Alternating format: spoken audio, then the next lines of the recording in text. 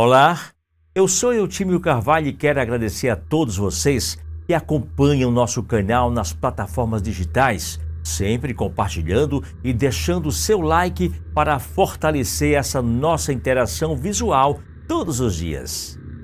As causas da origem do universo interessam não somente a ciência, como também a religião.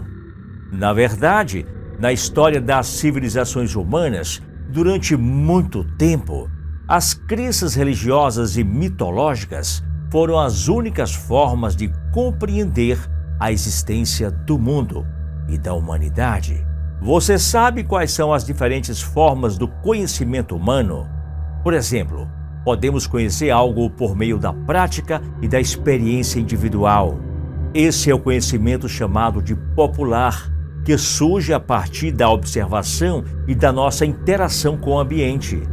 Não existe aqui uma preocupação com comprovações, já que é uma forma de deduzir coisas por meio da vivência cotidiana.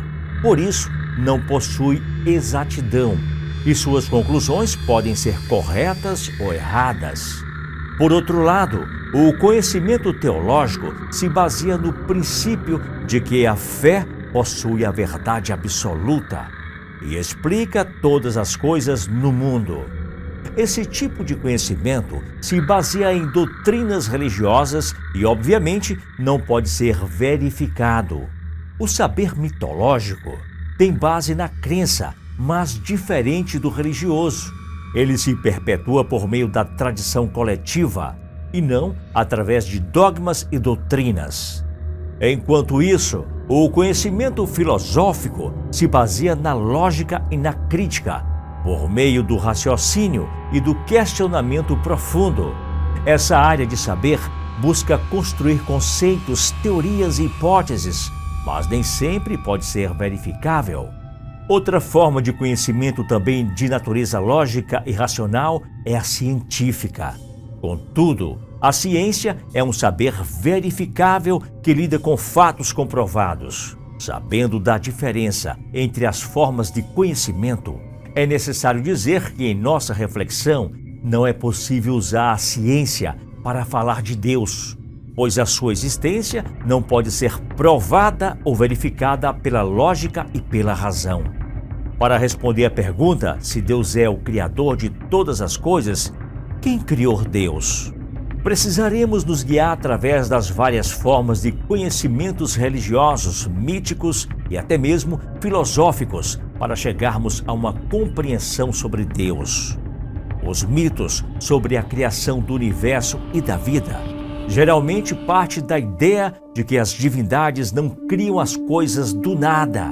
Os deuses são artesãos que modificam e modelam uma matéria original através de um elemento primordial como a água e a escuridão. O ser divino divide e multiplica as outras coisas do mundo.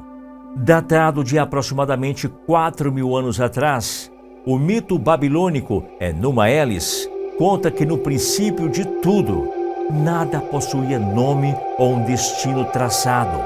Mas um dia, os deuses criaram os planetas e determinaram seu movimento e trajetória, além de terem criado todas as regras de funcionamento da natureza. Nesse mito, o céu, a terra, o oceano e as tempestades são associados a diferentes deuses. De origem indígena amazônica, uma lenda de língua Nengatu sobre a criação do mundo explica como surgiram as plantas e os animais. Nesse mito criador, todas as coisas surgiram da criação de um ser divino, Tupana, que seria criado todas as coisas a partir da água e da terra. Na crença religiosa, que se baseia na Bíblia, Deus existe antes de todas as coisas. Em Gênesis capítulo 1, versículo 1 está escrito: No princípio Deus criou os céus e a terra. Era a terra sem forma e vazia. Trevas cobriam a face do abismo, e o Espírito de Deus se movia sobre a face das águas. Ao ler essas palavras, conseguimos visualizar uma existência caótica, esmagada pela plenitude de um Deus infinito, um abismo vazio sem a presença humana. É quase uma imagem poética que pode despertar sentimentos independente do sentido religioso. Pode-se até dizer que essa imagem do caos existencial aparece não só no mito e na religião, como também na arte e na poesia. Na visão religiosa que se baseia na Bíblia, não existem forças ou matérias da natureza primordiais.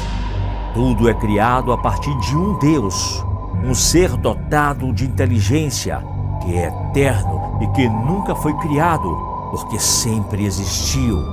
É o próprio ser primordial, que dá origem a todas as outras coisas.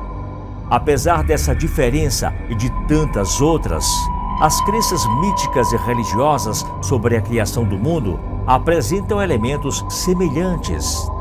Alguns deles são encontrados em diferentes crenças, como, por exemplo, a importância de elementos da natureza para a criação do mundo, como a água, a luz, as trevas e a argila. Outra semelhança é a importância que a linguagem possui na criação das coisas. Assim como no mito babilônico, na Gênesis bíblica, o ato de dar nome às coisas aparece como elemento importante. E Deus disse: haja luz, e houve luz. No mito Iengatu, por exemplo, também existe referência à desobediência do primeiro homem e à destruição do mundo por uma espécie de inundação. Além da tradição religiosa e mítica, o pensamento filosófico também se ocupou, ao longo da história, de elaborar explicações sobre a criação do universo e da vida. Em muitas correntes filosóficas, os mitos foram reinterpretados. Em outras perspectivas, a existência de Deus foi questionada e até mesmo reformulada. Então não havia nenhum ser, nenhum não ser, não havia o domínio do ar, nem o céu além dele. O que estava recoberto? Onde? Em que receptáculo existia um abismo de águas profundas? Então não havia morte, nem havia imortalidade, nem havia distinção entre dia e noite. Essas são as primeiras frases de um hino da filosofia indiana, do Rig Veda. De forma crítica, o texto questiona sobre o que poderia ter existido antes que todas as coisas do mundo passassem a existir.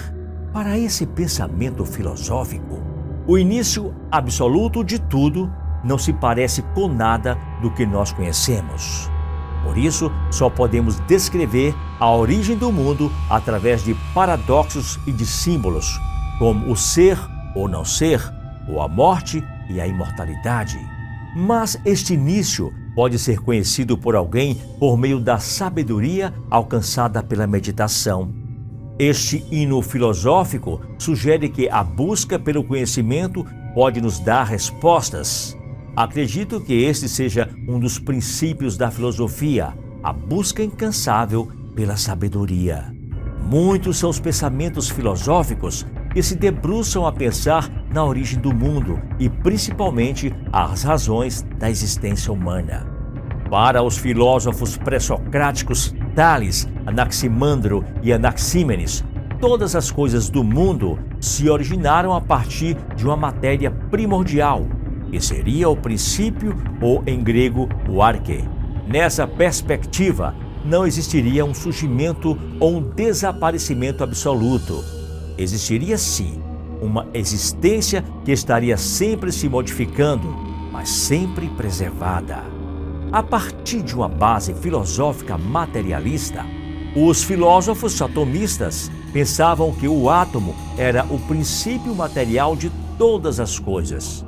Só que para o atomista grego existiam diversos tipos de átomos e, consequentemente, diferentes tipos de matéria que se encontravam no princípio do universo. A união de vários átomos teria originado tudo o que existe no mundo.